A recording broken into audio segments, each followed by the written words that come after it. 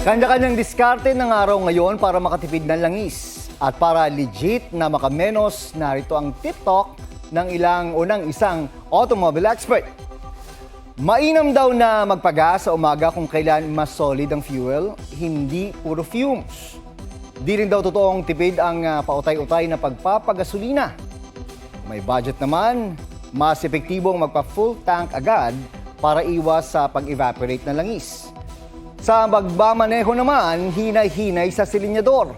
Dapat smooth driving lang at iwasan kung yung biglaang pag-arangkada at pagpreno.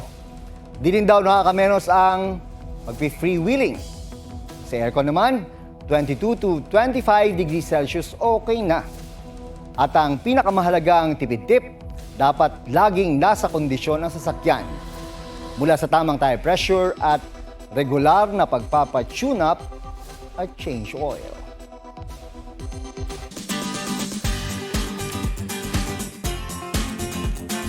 Walang iwanan ng pamilyang nagdadamayan.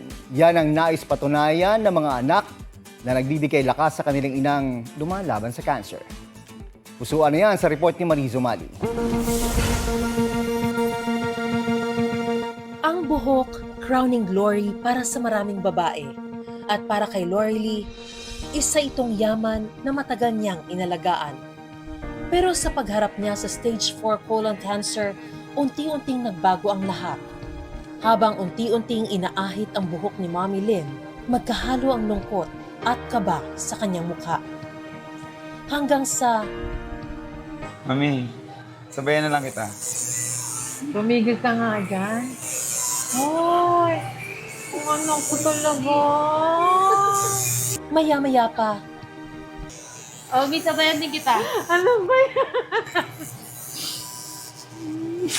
I really love my hair kasi marami ring natutuwa sa buhok ko kaya talagang tinetreasure ko yung hair ko.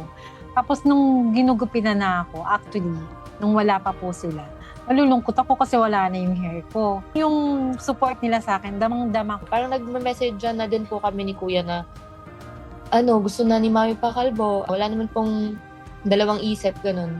Di naman po kami talaga magpakalbo din. Nakatali kasi siya noon. Nilugay pa lang yung buhok niya kasi pinanood ko ulit yung video. Nilugay pa lang yung buhok niya.